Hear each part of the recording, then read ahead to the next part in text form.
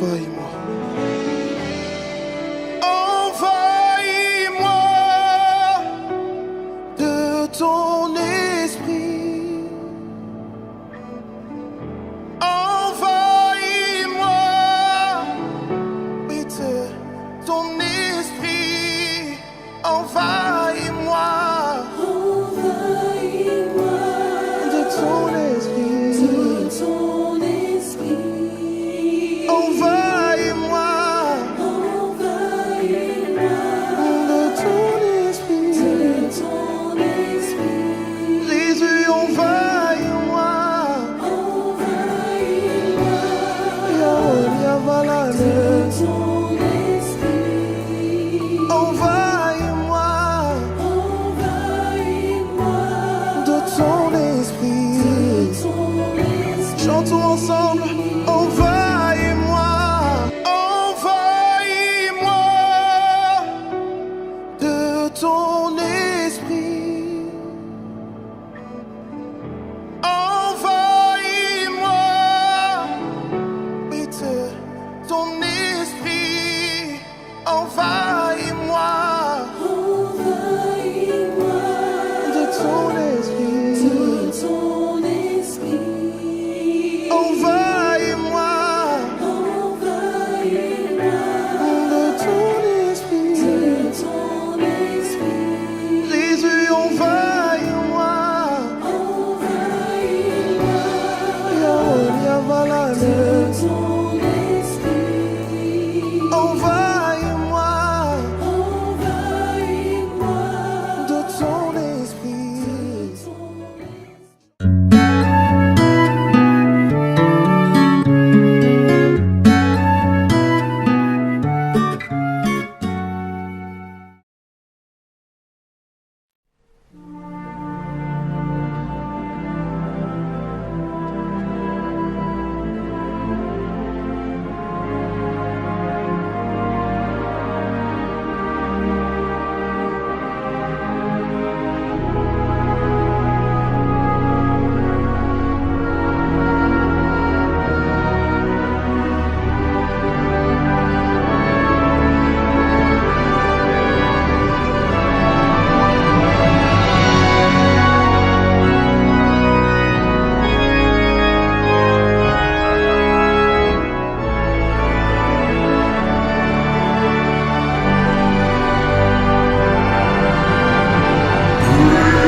Is thy faithfulness, O God my Father? There is no shadow of turning with thee. Thou changest not, thy compassions they fail not. As thou hast been, thou forever wilt be.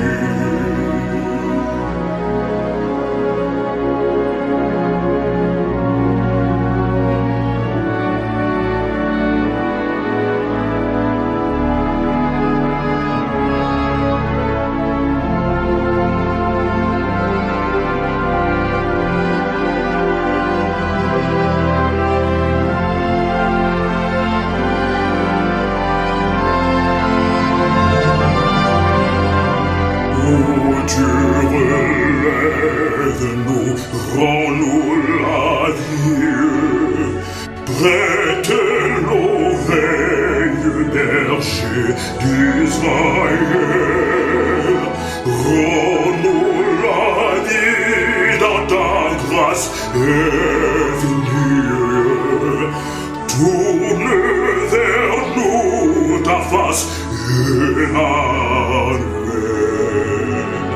Ô Dieu, relève-nous, ô Dieu, relève-nous, et que ton Fils à nos yeux se révèle, quand nous jaillissent une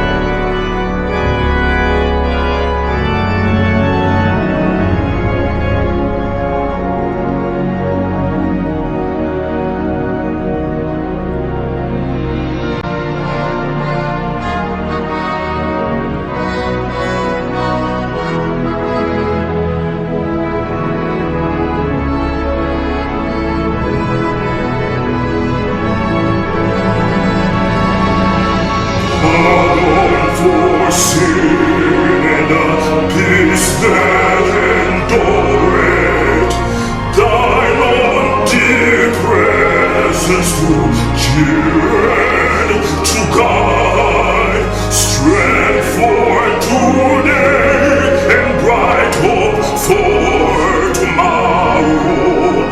Blessings all mine with 10,000 beside. Great is thy faithfulness, great is thy faithfulness. Morning by morning, new mercies I see. All I have needed, thy hands have provided. Great is thy faithfulness, Lord, unto me.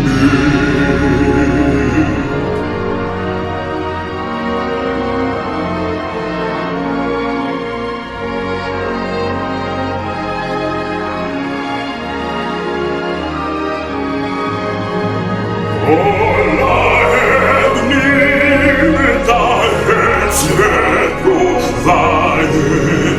Great is thy faithfulness.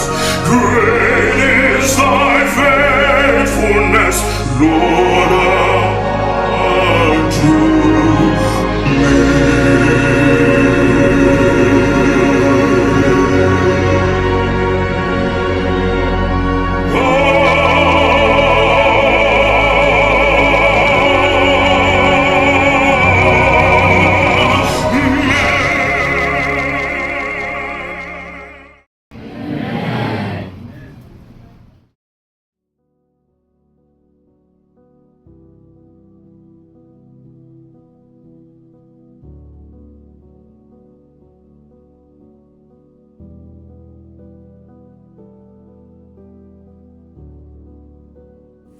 Amis internautes, frères et sœurs dans le Seigneur, je vous présente mes mains vides, étrangement vides, totalement vides.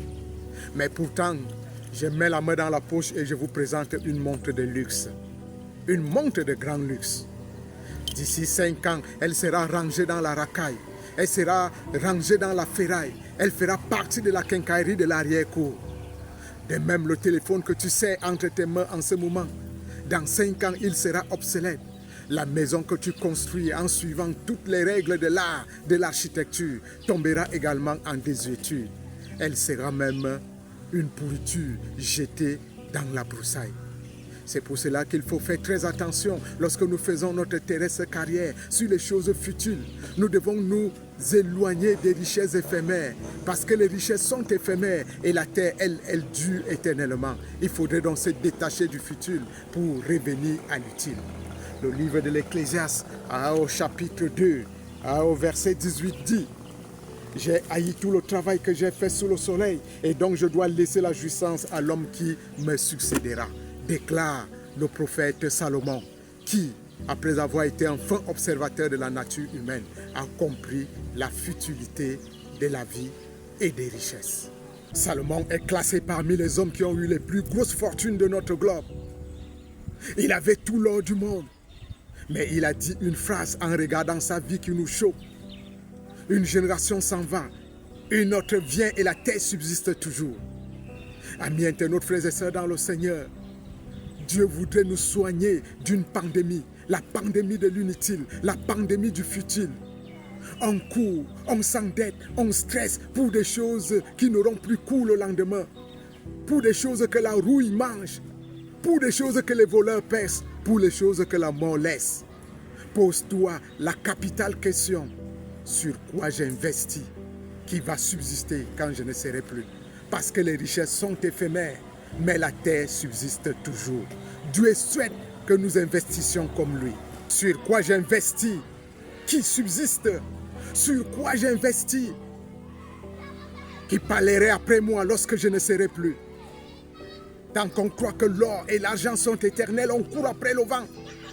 On court effectivement après le vent.